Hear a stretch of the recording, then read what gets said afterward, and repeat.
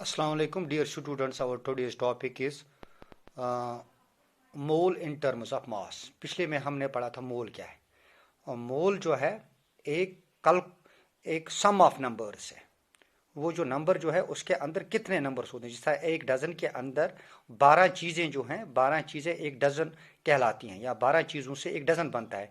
तो ये एक मोल कितने से बनता है? अगर हम एक मोल एटम्स की बात करेंगे, उसमें एक नंबर होता है, एक कांस्टेंट नंबर होता है, जिसको हम बोलते हैं एवागेड्रोस नंबर, यानी 6.022 इंटू 10 पावर 23 एटम्स जब होंगे तो वो मिलकर एक मोल बनाते हैं। तो एक मोल में कॉन्स्टिट्यूट इतने एटम्स होते हैं, किसके?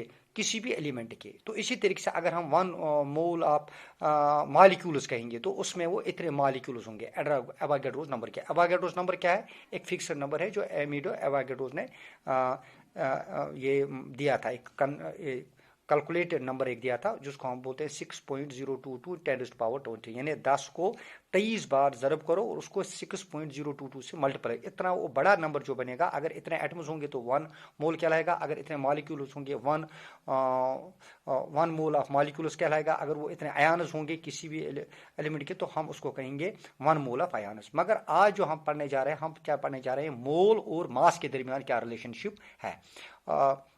मोल का एक एडवांटेज ये भी है, इसका मास जब हम लेते हैं ये एक फिक्स्ड होता है, एक फिक्स्ड होता है एक नंबर। तो मोल जो है, मोल कॉन्स्टिट्यूट करता है एक fixed number, Avogadro, which is known as Avogadro number. अब मोल और इसका मास के दरमियान क्या रिलेशनशिप है?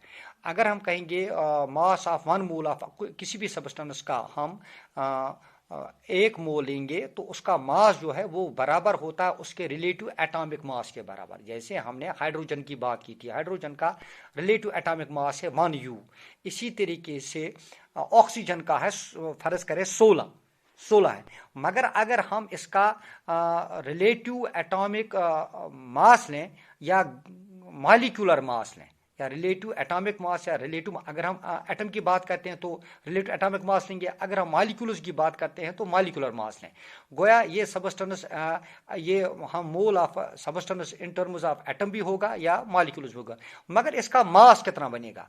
बस यहाँ ये याद रखना है हमें कि ये जो है रिलेटिव एटॉमिक मास के बराबर होगा, मगर वहाँ हम लिखते थे U इसके साथ, वो न्यूमेरिकल वैल्यू शिफ्ट होगा, उसके वजह हम G लिखेंगे। फर्ज करें हम जैसे है एटॉमिक मास ऑफ हाइड्रोजन है 1U, अगर हम इसका ग्राम एटॉमिक मास निकालें, या हम कहेंगे ग्राम एटॉमिक मास या मोलर मास इसका हम लें, तो वो 1 ग्राम के बराबर होगा, वो उसके ग्राम एटॉमिक मास के बराबर। ग्राम एटॉमिक मास क्या होता है कि हम उस एलिमेंट का जो रिलेटिव एटॉमिक मास है उसको यू के बजाय हम जी लेते हैं वहाँ।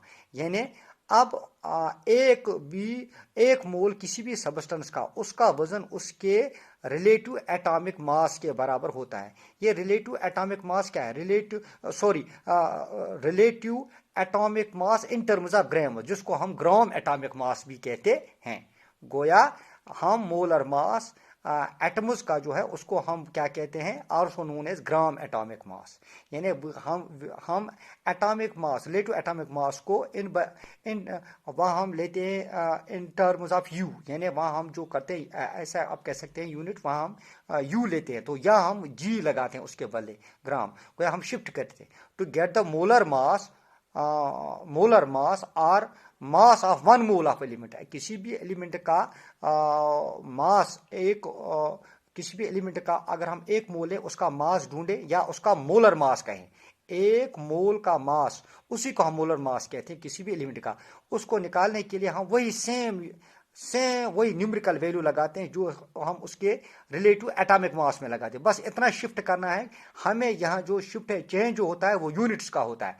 वहाँ हम लेते थे यू, यहाँ हम जी लगाएंगे। जैसे मोलर मास ऑफ एटम, जैसे हम हाइड्रोजन की बात करते हैं, वहाँ हम लेते हैं molar gram atomic mass of hydrogen है 1U, इसलिए इसका ग्राम एटॉमिक मास जो बन गया वो किसका है? हाइड्रोजन का, वो 1 ग्राम बन गया। अब एटॉमिक मास नहीं लेंगे बल्कि हम ग्राम एटॉमिक मास लेंगे। गोया 1 मोल, अब 1 मोल एटम्स किसी भी एलिमेंट के, वो उसके ग्राम एटॉमिक मास के बराबर होता है। फर्ज करें हमारे पास है 1 मोल है हमारे पास कार्बन का, 1 मोल है हमारे पास कार्बन का।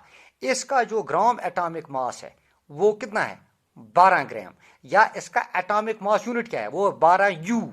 मगर जहां हम लेंगे ग्राम एटॉमिक मास, वो इसका यू शिफ्ट होगा जी में, तो हम 12 ग्राम में होगा। गोया 1 मोल ऑफ कार्बन कंटेन्स 12 ग्राम कितना कार्बन के, या 1 ग्राम एटॉमिक मास जो है कार्बन का वो 12 ग्राम इसके बराबर होगा। वो कॉन्स्टिट्यूट करेगा 1 मोल को, और उस 1 मोल के अंदर कितने पार्टिकल्स होंगे, बस बराबर 6.022 इंटू 10⁻23 है एटम्स ऑफ दैट एलिमेंट। अगर हम कार्बन की बात करेंगे तो गोया 6.022 10⁻23 कार्बन एटम्स और 1 मोल ऑफ कार्बन एटम्स को कहेंगे। इसका जो मास जो बनेगा वो 12 ग्राम बनेगा, या 1 ग्राम एटॉमिक मास के बराबर होगा। गोया एलिमेंट अगर हमारे पास कार्बन है, इसका मास बनेगा 12 ग्राम या 1 ग्राम एटॉमिक मास, और इस ये 1 मोल के बराबर होगा, और इसमें इतने पार्टिकल। इसी तरीके से हम बहुत सारे, जैसे हाइड्रोजन है, हाइड्रोजन का अगर हम लेंगे इसका मास बनेगा 1 ग्राम, तो इसके अंदर भी पार्टिकल्स इतने होंगे, मगर हाइड्रोजन के होंगे, और ये कॉन्स्टिट्यूट करेगा 1 मोल हाइड्रोजन का। ये है relationship between mole and gram atomic मास। तो कल हम पढ़ेंगे mole and molar mass, mole and molar mass. Thank you.